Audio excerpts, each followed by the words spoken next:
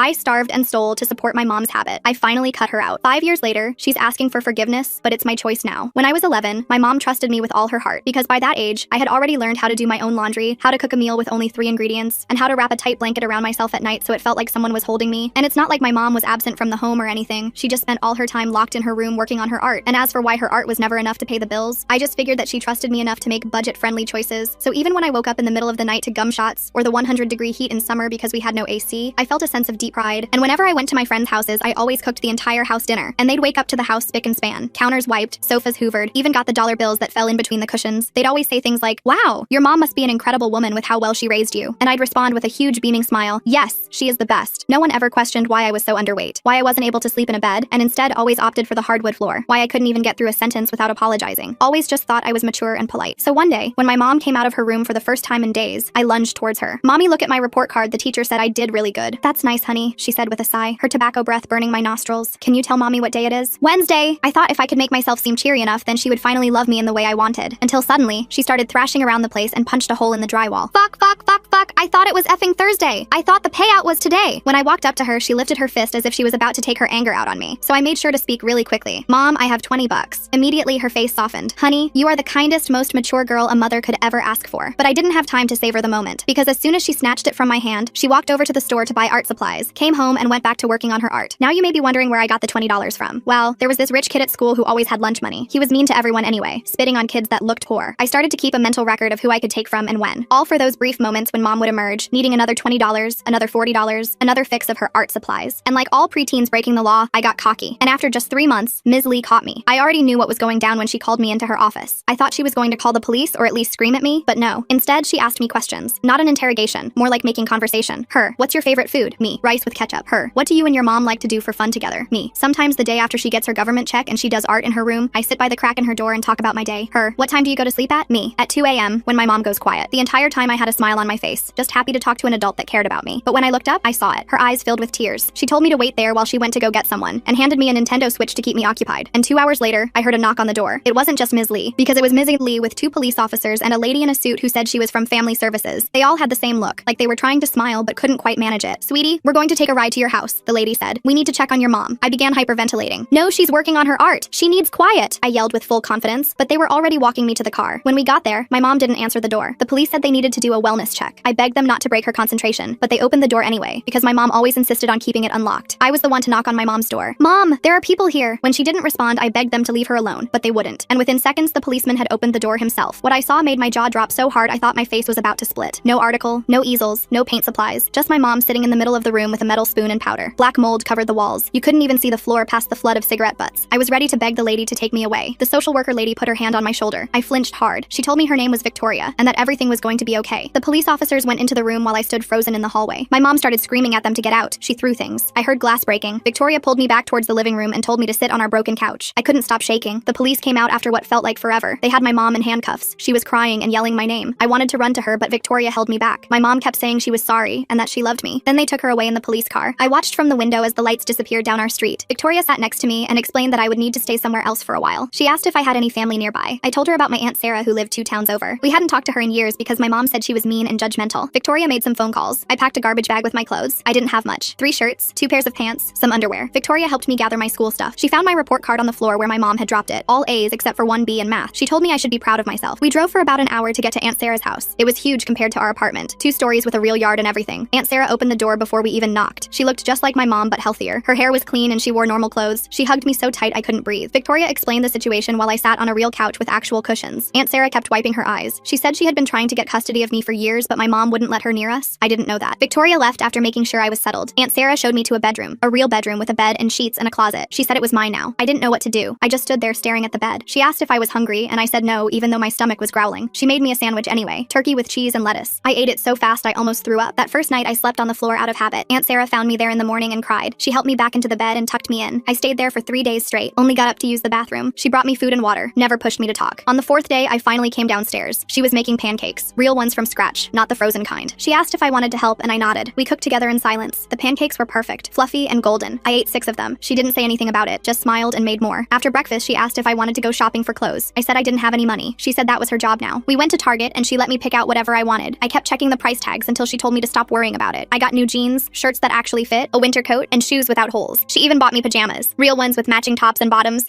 When we got home, she helped me put everything away in my closet. Then she sat on my bed and asked if I wanted to talk about my mom. I shook my head. She said that was okay, and we could talk whenever I was ready, or never if that's what I wanted. But she did tell me one thing. My mom was sick and needed help. It wasn't my fault, and I couldn't have fixed her. I had done everything a kid could do and more. Way more than I should have had to. I started crying then, like really crying. The kind where you can't breathe and snot runs down your face. Aunt Sarah held me while I sobbed. She didn't try to make me stop or tell me it would be okay. She just let me cry until I couldn't anymore. School started 2 weeks later. Aunt Sarah drove me there herself in her old Honda Civic that smelled like vanilla air freshener and coffee. She walked me to the office and made sure everything was set up. New emergency contacts, new address, new everything. The secretary kept giving me these sympathetic looks that made my skin crawl. Aunt Sarah hugged me goodbye and told me to have a good day. Her perfume was different from my mom's, cleaner, softer. I was terrified. What if everyone knew about my mom? What if they all stared at me, but nobody said anything? I went to my classes like normal, ate lunch alone like always, picking at the cafeteria meatloaf that looked nothing like food, did my homework in the library after school while waiting for Aunt Sarah to pick me up. The librarian, Mrs. Chen, started leaving little bowls of pretzels on my usual table. Things were good for about a month. I was eating 3 meals a day, sleeping in a real bed with sheets that matched and pillows that weren't flat as pancakes, taking hot showers whenever I wanted without worrying about the water bill. Aunt Sarah even signed me up for soccer because I mentioned once that I thought it looked fun. She bought all the gear, cleats that actually fit, shin guards, a water bottle with my name on it. She came to every practice, sitting on the metal bleachers with the other parents. I was terrible at first, but my coach said I was getting better. My teammates were nice to me. One girl named Isabella invited me to her birthday party. I'd never been to a real birthday party before. Then my mom called. Aunt Sarah had given me a phone for emergencies. A flip phone, nothing fancy, with a little charm hanging off it that she said was for good luck. I was doing homework when it rang. Unknown number. I answered without thinking. Her voice was different, clearer somehow. She said she was in a treatment place and doing better. She missed me so much. She was sorry for everything. Could I come visit just once? She needed to see me, to explain things, to make it right. I told her I'd think about it and hung up. My hands were shaking so bad I dropped the phone. It clattered on the hardwood floor, the sound echoing in my quiet room. I didn't tell Aunt Sarah about the call. I knew I should have, but I didn't want her to take my phone away. My mom called again the next day, and the next. Always when Aunt Sarah was at work. Always saying the same things. She loved me. She was getting better. She just needed to see me one time. Her voice had that quality it got sometimes, desperate but trying to sound casual. On the 5th day, she told me she was getting out soon. Maybe we could be a family again. A real family this time. She'd get a job, a nice apartment. We'd have food in the fridge and heat in the winter. Everything I ever wanted. She even mentioned getting a cat, remembering how I'd always wanted one. I started planning. Saved my lunch money instead of eating. Told Aunt Sarah I wasn't hungry at dinner, that my stomach hurt from running too much at soccer. Put half my food in napkins and threw it away later. I needed to be ready when my mom got out. Needed to have money for her. Old habits die hard, I guess. Aunt Sarah noticed I was losing weight. She made doctor appointments. The doctor said I was malnourished and needed to eat more. Aunt Sarah watched me at every meal after that. Made sure I finished everything. I got creative. Spit food into my milk when she looked away. Stuffed it in my pockets. Fed it to her dog Bruce when she went to the bathroom. Bruce was a golden retriever who would eat anything, wagging his tail like we were playing a game. My mom's calls got more frequent. 3 times a day. 4. Sometimes during class, making my phone vibrate against my leg. She said the treatment place was horrible. They were mean to her. Didn't understand her art. She needed out. Needed my help. Did I still love her? Was I her good girl? The one who always helped mommy? I said yes to everything. Couldn't help it. Her voice did something to my brain. Made me forget all the bad stuff. Made me remember the few times she hugged me. The time she said she was proud of me for making dinner. The time she let me sleep in her bed during a thunderstorm. Her arms around me, making me feel safe for once. She told me her release date, 2 weeks away. October 15th, a Tuesday. Said she'd come get me and we'd run away together. Start fresh somewhere new. Maybe California where it was always warm and I could see the ocean. I could go to school there. She'd get clean for real this time. Not like before. This time would be different. I believed her. Or maybe I just wanted to believe her. Hard to tell the difference when you're 12 and desperate for your mom to love you. I started packing secretly. Put clothes in my backpack a little at a time. My favorite jeans, the sweater Aunt Sarah bought me that was the softest thing I'd ever owned. Took food from the pantry when Aunt Sarah wasn't looking. Crackers, granola bars, anything that wouldn't go bad. Filled water bottles and hid them under my bed. I felt guilty but also excited. My mom wanted me. She was choosing me. After everything, she still wanted to be my mom. That had to mean something, right? The night before her release, I couldn't sleep. Kept checking my phone every few minutes, the blue glow lighting up my face in the dark. She said she'd call when she got out, tell me where to meet her. I'd sneak out while Aunt Sarah was at work, take the bus to wherever she was. We'd be together again. A real family. I had it all planned out. Even wrote Aunt Sarah a note thanking her for everything. Told her not to worry about me, that I'd be okay. I must have rewritten it 10 times trying to find the right words. Morning came and no call. I went to school like normal, my backpack heavy with supplies. Checked my phone between every class. Nothing. Lunchtime, still nothing. Isabella asked if I wanted to sit with her and her friends. I said no, too distracted to be social. By the time Aunt Sarah picked me up, I was panicking. What if something happened? What if they didn't let her out? What if she forgot about me? I barely touched my dinner. Chicken and rice that usually was my favorite. Aunt Sarah asked if I was feeling sick. I said yes and went to bed early. Lay there staring at my phone, willing it to ring. It finally rang at midnight. I answered before the first ring finished, my heart pounding. But it wasn't my mom. It was a man. His voice was rough, like he'd been smoking for years. He said he was a friend of hers. She was staying with him for a few days, getting back on her feet. She needed money for a bus ticket to come get me. Just $100. Could I get it somehow? I said I didn't have any money. He got angry. Said I was a selfish kid. Didn't I want to see my mother? Didn't I love her? She talked about me all the time. Her perfect daughter who always helped her. Now I wouldn't even help when she needed me most. I started crying. Said I'd figure something out. He told me to meet him tomorrow at the gas station near my school, the Shell station on Maple Street. Bring whatever money I could get. Cash only. Don't tell anyone or my mom would get in trouble. Might even go to jail. Did I want that? Did I want my mom in jail? I said no and hung up. Spent the rest of the night trying to figure out where to get money. Aunt Sarah's purse was downstairs. She usually had cash, but stealing from her felt different than stealing from kids at school. She'd been been so nice to me, given me everything, but my mom needed me, and I needed my mom. Next morning, I took $40 from Aunt Sarah's wallet while she was in the shower. The bills were crisp and new, like she'd just been to the ATM, felt sick the whole time, almost put it back twice. But I kept thinking about my mom, about being a family again, about her choosing me. I went to school with the money burning a hole in my pocket, couldn't focus on anything, kept watching the clock. At lunch, I walked to the gas station. The man was there like he said, tall and skinny with tattoos on his neck, some kind of snake or dragon. He grabbed the money and counted it, said it wasn't enough. My mom needed at least 200. I told him that was all I had. He said I better find more by tomorrow or my mom would be real disappointed. Then he left, getting into a hit-up truck that belched black smoke. I went back to school feeling worse than ever. $40 gone and my mom still wasn't coming. That night, I couldn't eat at all. Aunt Sarah felt my forehead and said I seemed warm. Maybe I should stay home tomorrow. I said no too quickly. She looked at me funny but didn't push it. After she went to bed, I snuck downstairs again. The stairs creaked under my feet and I froze each time, listening for movement. Found her emergency cash in the kitchen drawer. $200 in 20s. I took it all. Figured I'd need it for the man plus extra for my mom when she came. Went back to bed but couldn't sleep. Kept thinking about Aunt Sarah finding the money gone. What she'd think. What she'd do. Next day, I met the man again. Gave him the 200. He smiled and said my mom would be so happy. She'd call me tonight for sure. Set up when and where to meet. I believed him because I had to. Went through the rest of school in a daze. Isabella asked if I wanted to come over after soccer practice. Her mom was making tacos. I said maybe another time. She looked hurt, but I couldn't think about that. Had to focus on my mom, on our plan, on being a family again. That night, Aunt Sarah made my favorite dinner. Spaghetti with meatballs. Real ones, not from a can. She'd been cooking all afternoon, the house smelling like garlic and tomatoes. I forced myself to eat so she wouldn't worry. She talked about weekend plans. Maybe we could go to the movies, or the beach if it was warm enough. She'd pack a picnic, bring Bruce. I nodded and smiled and felt like the worst person in the world. She was planning our weekend and I was planning to disappear. After dinner, she hugged me and said she loved me. I almost told her everything right then. Almost. But I didn't. Just hugged her back and went to my room. My phone rang at 10. Unknown number again. But it wasn't my mom. It was the man. He said there was a problem. My mom got arrested. Something about old warrants. She needed bail money. $500. Could I get it? I said no. That was too much. He said I didn't understand. If she didn't get bail, she'd be in jail for months. Maybe years. Was that what I wanted? My mom rotting in jail because her daughter wouldn't help her? I was crying again. Told him I'd try. He said I had until tomorrow night. After that, my mom was on her own. I knew Aunt Sarah didn't have $500 just lying around, but I also knew she had a jewelry box in her room. Some of it looked expensive. Maybe I could take a piece and pawn it. She had so much she probably wouldn't notice one thing missing. At least not right away. And by then, I'd be with my mom. We'd figure out how to pay her back. My mom would get a job like she promised. We'd save up and buy Aunt Sarah new jewelry, better stuff even. I waited until I heard Aunt Sarah snoring, snuck into her room quiet as I could. The jewelry box was on her dresser, made of dark wood with little flowers carved on top. I opened it slowly. Lots of necklaces and rings and bracelets. I grabbed a gold necklace that looked heavy, figured gold was worth a lot. Was about to leave when I saw a picture tucked into the mirror. Me and Aunt Sarah at my first soccer game, both of us smiling huge. I looked happy, really happy. Happier than I'd ever been with my mom. I stood there staring at it, holding the necklace, thinking about everything. Then Aunt Sarah woke up, saw me standing there with her necklace. I expected her to yell, to call me a thief, to kick me out, but she just looked sad, asked me to sit down. I sat on her bed still holding the necklace. She asked if I needed money for something. I started sobbing, told her everything, about my mom calling, about the man, about the money I already took, about the bail. Everything just poured out. She listened without interrupting. When I finished, she asked for my phone. I gave it to her. She looked through the calls, then she hugged me, told me none of this was my fault. My mom was sick and was using me. The man was probably her dealer. There was no bail, no arrest, just more lies to get money for substances. I wanted to argue, to say she was wrong, that my mom loved me and needed me. But deep down, I knew Aunt Sarah was right. My mom had been out for days and hadn't come to see me, just sent some man to get money. Same pattern as always, same lies, same manipulation, same me falling for it because I wanted so badly for her to love me, to choose me, to be a real mom. But she wasn't capable of that. Maybe she never was. Aunt Sarah called the police about the man, gave them his description and the gas station location. Then she called to change my phone number, said we'd deal with the stolen money tomorrow. Tonight, I just needed sleep. She tucked me into bed like I was a little kid, sat with me until I stopped crying, told me she loved me, that I was safe, that I didn't have to take care of anyone but myself. That was her job now, taking care of me, and she wasn't going anywhere. Next few weeks were hard. I kept waiting for my mom to show up, to bang on the door demanding to see me, but she never came. The man got arrested for dealing. Police said he gave them information about my mom. She was back using, living in some house with other addicts. Probably didn't even remember calling me. Or maybe she did and just didn't care enough to try again once the money stopped coming. Either way hurt the same. Aunt Sarah got me into therapy. Some lady named Dr. Martinez who specialized in kids like me, kids who had to grow up too fast, who took care of parents instead of the other way around. Her office had soft chairs and tissues on every table. She taught me about boundaries, about how it wasn't my job to save my mom, how I couldn't love her into being healthy, how her addiction wasn't my fault or my responsibility. Easy to understand in my head, harder to believe in my heart. I started doing better in school. Turns out when you're not worried about your mom all the time, you can actually focus on learning. My grades went from good to great. Teachers started noticing me for good reasons, not because I was stealing or falling asleep in class. Isabella invited me to her house again. This time I said yes. We played video games and ate pizza and talked about boys we thought were cute, normal kid stuff. Felt weird, but good. Soccer season ended and Aunt Sarah signed me up for basketball. I was terrible at that too, but my teammates didn't care. They just wanted me to have fun. So I did. Ran around and missed shots and laughed when I fell. Aunt Sarah came to every game, cheered even when we lost, took the whole team for ice cream after. Some of the other parents started talking to her, asking if I could come to sleepovers and birthday parties. She always said yes. My therapist said I was making progress, learning to be a kid instead of a caretaker. But I still had bad days. Days when I missed my mom so much it physically hurt. When I remembered the good moments and forgot all the bad. When I wondered if I gave up too easy. If I should have tried harder, done more, been better. Dr. Martinez said those feelings were normal, that they'd probably never go away completely, but they'd get easier to handle. And they did, slowly. One day Aunt Sarah asked if I wanted to visit my mom. She was in a rehab facility, a real one this time. Had had been clean for 60 days. Her counselor thought seeing me might help her recovery, but only if I wanted to. No pressure either way. I thought about it for a week, changed my mind a dozen times, finally decided yes. I needed to see her, to know if she was really trying this time, or if it was just another lie. The facility was nice, clean and bright with lots of windows. Nothing like I expected. My mom was waiting in the visiting room. She looked different, healthy. Her skin was clear and her hair was washed. She'd gained weight, good weight. When she saw me, she started crying. I did too. We hugged for a long time. She smelled like soap instead of cigarettes, felt solid instead of fragile. When we sat down, she took my hands, apologized for everything, said she understood if I hated her, that she'd been a terrible mother, put me through things no kid should go through, that she was sorry, so sorry. I told her I didn't hate her, that I loved her, always had, even when things were bad, especially when things were bad. She cried harder, said she didn't deserve my love but was grateful for it, that she was working hard to get better, going to meetings, taking medication, learning to deal with her problems without substances, that she wanted to be the mom I deserved, even if it took years, even if I never trusted her again. She wanted to try. We talked for an hour about school and soccer and Aunt Sarah. She said she was glad I was with Sarah, that her sister was a good person, better than she'd ever been, that I was safe and loved, and that's all she wanted for me. When visiting time ended, we hugged again. She said she loved me, that she'd always love me, that she'd call when the facility allowed it, write letters, whatever I was comfortable with, but no pressure. My healing came first. She'd wait as long as it took. Aunt Sarah drove me home in silence, let me process everything. When we got back, she made hot chocolate and we sat on the couch. I told her about the visit, how my mom seemed different, how she apologized, how she said she wanted to get better. Aunt Sarah listened and nodded, said she hoped it was true, that my mom would stay clean, but that we'd take it one day at a time. No expectations, no pressure, just see what happens. My mom did call, once a week like she promised. We talked about safe things, school and friends and books I was reading. She told me about her recovery, the steps she was working, the job training program she'd joined, the apartment she hoped to get when she left the facility. Small things, normal things that gave me hope, but I was careful with that hope. Kept it small and protected. Didn't let it grow too big too fast. Months went by like that. Phone calls every Sunday at 3 p.m. My mom stayed clean. Got out of the facility and into a halfway house. Started working at a grocery store stocking shelves. Sent me pictures of her little room. Just a bed and dresser, but she was proud of it. Said it was the first place she'd paid for with her own money in years. I put the pictures on my bulletin board next to my soccer team photo. Then one day she asked if we could meet for lunch, just the two of us, somewhere public. Aunt Sarah could drop me off and pick me up. No pressure. I thought about it for 3 days. Asked Dr. Martinez what she thought. She said it was my choice, but to trust my gut. My gut was scared, but also curious. So I said yes. We met at a Denny's near her halfway house. She was already there when I arrived, drinking coffee and looking nervous. She stood up when she saw me. We hugged awkwardly, sat down and stared at our menus. The waitress came by twice before we were ready to order. Finally, I got pancakes. She got a salad. We made small talk about the weather, about my basketball season starting, about her job. Then she pulled out an envelope. Inside was $240, the money I'd stolen for her dealer. She said she'd been saving to pay it back. Wanted to give it to Aunt Sarah, but thought I should do it. Part of making amends. I stared at the money, remembered stealing it, how scared I was, how desperate. She said she was sorry for putting me in that position, for making me think I had to take care of her, for being the kind of mom whose kid had to steal to survive. I told her Aunt Sarah didn't care about the money, that she'd forgiven me right away. My mom nodded, said Sarah was good like that, always had been, even when they were kids. Then she told me stories about growing up with Aunt Sarah, how Sarah always looked out for her, tried to help when things got bad, but my mom was too proud, too stubborn, pushed her away, chose substances over family, regretted it every day since. Lunch ended and my mom walked me outside to wait for Aunt Sarah. She asked if we could do this again, maybe once a month. I said I'd think about it. She said that was fair, more than fair. When Aunt Sarah pulled up, my mom waved but didn't approach the car. I got in and we drove away. I watched my mom get smaller in the side mirror. She stood there until we turned the corner. That night, I gave Aunt Sarah the money. She tried to refuse, but I insisted, said it was important. She put it in her wallet and that was that. No big deal, no drama, just done. We made tacos for dinner and watched a movie. Bruce curled up between us on the couch. Normal Tuesday night stuff, felt good. I met my mom for lunch once a month after that. Always at the same Denny's. Always pancakes for me and salad for her. She stayed clean. Got promoted to shift supervisor. Moved into a real apartment with a roommate named Brittany, who was also in recovery. Showed me pictures of their place. Clean and simple. Nothing fancy but better than anywhere we'd lived together. For my 13th birthday, she asked if she could take me shopping. Real shopping. Not stealing or scraping together dollars. She had a budget saved up and everything. Aunt Sarah said okay, but looked worried. I was worried too. But my mom showed up on time. Took me to the mall. Let me pick out clothes and books and a new backpack for school. Didn't complain about prices or make me feel guilty. Even bought us pretzels at the food court. When she dropped me off, she gave me one more present. A letter. Said to read it when I was ready. Maybe with Aunt Sarah, maybe with Dr. Martinez, maybe alone. Whatever felt right. I waited until bedtime. Sat on my bed and opened it carefully. Her handwriting was neat. Neater than I remembered. The letter was long. 5 pages front and back. She wrote about her childhood. How her dad left when she was 7. How her mom worked 3 jobs and was never home. How she started drinking at 12 to feel less lonely. Moved to harder stuff by 15. Met my dad at 17. He was older and had money. Seemed like a way out. But he was just another addict. They enabled each other. Made each other worse. She wrote about finding out she was pregnant with me. How she tried to get clean but couldn't. How she convinced herself she'd quit after I was born. But addiction doesn't work that way. She loved me from the second she saw me. But love wasn't enough. The substances always won. Always came first. Even when she hated herself for it. Even when she saw what it was doing to me. She wrote about watching me take care of myself. How proud and horrified she was. Proud that I was so capable. Horrified that I had to be. How she'd lie in her room high and hear me cooking dinner, doing homework, taking care of everything. How she'd want to help but couldn't move. Couldn't think past the next fix. How she'd promise herself tomorrow would be different. But tomorrow never came. She wrote about the day they took me away. How it was the worst and best day of her life. Worst because she lost me. Best because I was finally safe. How she spent the first month in treatment planning to get me back. Making all the same promises. All the same lies. How her counselor made her face the truth. That she wasn't capable of being my mom. Not then. Maybe not ever. That loving me meant letting me go. She wrote about watching me thrive with Aunt Sarah. Getting updates from the facility. Hearing about soccer and friends and good grades. How it hurt and healed at the same time, knowing I was happy, knowing it was without her, how she had to learn to be okay with that, to want my happiness more than my presence, to love me more than she needed me. The last page was about now, how she woke up every day and chose to stay clean, not for me, for herself, because she finally believed she deserved better, how she went to meetings and worked the steps and helped other addicts, how she was learning to be a person, not just an addict, not just a bad mother, a whole person with good and bad and everything in between. She ended by saying she loved me, would always love me, that I saved her life by leaving, by thriving without her, by showing her what she was missing, what she was destroying, that she didn't expect forgiveness, didn't expect a relationship, just wanted me to know the truth, the whole truth, that I was the best thing she ever did, even if she did it badly, even if it hurt us both. I was her greatest accomplishment and her biggest regret, both things true at the same time. I cried reading it, cried harder showing it to Aunt Sarah, cried in Dr. Martinez's office discussing it, cried because it answered questions I didn't know I had, explained things I'd been too young to understand, made my mom human instead of a monster, made her sick instead of evil, made it easier to forgive her, made it easier to forgive myself for not being enough to save her. After that, our lunches got easier. We talked about real things, her recovery, my life, the future. She never asked for more than I could give, never pushed for overnight visits or holidays or anything bigger than monthly lunches. Said she was grateful for whatever I was comfortable with, and she meant it. I could tell. She was different. Still my mom, but also a stranger. Someone I was getting to know for the first time. Sophomore year, I made varsity basketball. My mom came to a game, sat in the back with the other parents, didn't try to talk to Aunt Sarah or make a scene, just watched and cheered when I made a shot, left before I could find her after, sent a text saying she was proud. That was it. Perfect in its simplicity. No drama, no expectations, just support. She came to more games after that, always in the back, always leaving quietly. Sometimes I'd wave and she'd wave back. Sometimes I'd be too focused on the game to notice her. Either way was fine. She was there because she wanted to be, not because she had to be, not because I needed her to be, just because. Junior year, she got her own place. No roommate, just her and a cat named Harley. She'd been promoted to assistant manager, had health insurance and a savings account. Normal adult things that felt like miracles. She invited me over for dinner, said Aunt Sarah could come too, make sure everything was safe. I said I'd think about it. Took me a month to decide. Dr. Martinez said there was no rush, no right answer, just what felt comfortable. So I went. Aunt Sarah dropped me off but didn't come in. Said this was my thing, my choice. She'd be right outside if I needed her. My mom made spaghetti, not from a jar. Real sauce with tomatoes and basil and garlic. We ate and talked about school, about her cat, about anything except the past. It was nice, weird, but nice. I started going over once a month, sometimes twice. Always told Aunt Sarah where I was. Always had my phone. Always had an exit plan, but I never needed it. My mom kept things light, kept things safe, showed me she could be trusted, at least with this, at least for now. And that was enough, more than enough. It was everything. Senior year, she came to my graduation, sat with the other parents this time, not in the back, not hiding, right there with everyone else. Took pictures when I walked across the stage, hugged me after, quick and careful, said she was proud, said she loved me, said she'd see me at lunch next week, then left. No trying to join the family celebration, no making it about her, just there and gone. Perfect. I'm in college now. State school about 2 hours from home being Aunt Sarah's house. Always will be. My mom and I text sometimes, still have lunch when I'm in town. She's been clean 6 years, has her own life, friends from recovery, a boyfriend named Kyle who's also sober, a promotion to store manager, normal problems like car repairs and tax returns, nothing like before. She asked once if I'd ever call her mom again. I'd been calling her by her first name since I moved in with Aunt Sarah. Couldn't help it. Mom felt too loaded, too heavy, too much history. I told her maybe someday, when it felt right, if it ever felt right. She said she understood, said her name was fine, said having me in her life at all was more than she deserved, and she meant it. Aunt Sarah is still Aunt Sarah, still comes to my games, still makes sure I'm eating enough, still hugs me too tight when I come home for breaks, still my real parent in all the ways that matter. She never adopted me officially, said she didn't need papers to love me, to be my family. She was right. Blood makes you related, choice makes you family. She chose me every day, still does. I'm studying social work, want to help kids like me, kids who raise themselves, who take care of parents who can't take care of them, who steal and lie and starve to survive, who think love means sacrifice, who think they're not worth saving. Dr. Martinez says I'll be good at it, that my experience will help others, that pain can become purpose. Maybe she's right. My mom sends cards on holidays, calls on my birthday, comes to important things when invited, stays away when not. We have boundaries now, clear ones, healthy ones. She respects them. I respect her recovery. We're not mother and daughter exactly, not friends either. Something in between, something unique, something that works for us. Sometimes I think about that 11-year-old girl, cooking rice with ketchup, sleeping on floors, stealing to survive, thinking it was normal, thinking she was loved, just not the way she needed, not the way she deserved, but she survived. She got out. She got Aunt Sarah and Dr. Martinez and teammates and friends. She got a life, a real life, a good life, and sometimes, when her mom calls just to say hi, just to hear her voice, just to exist in the same space for a few minutes, she remembers that love is complicated, that people can be sick and still love you, that you can love them back without sacrificing yourself, that forgiveness doesn't mean forgetting, that moving forward doesn't mean moving back, that family is what you make it, who you choose, how you show up. So yeah, that's my story. Kid who raised herself, mom who chose substances, aunt who chose me, not exactly happy, not exactly sad, just true, just life, just what happened and what's happening and what might happen next. One day at a time, one choice at a time, one lunch at a time, and that's enough, more than enough. It's everything.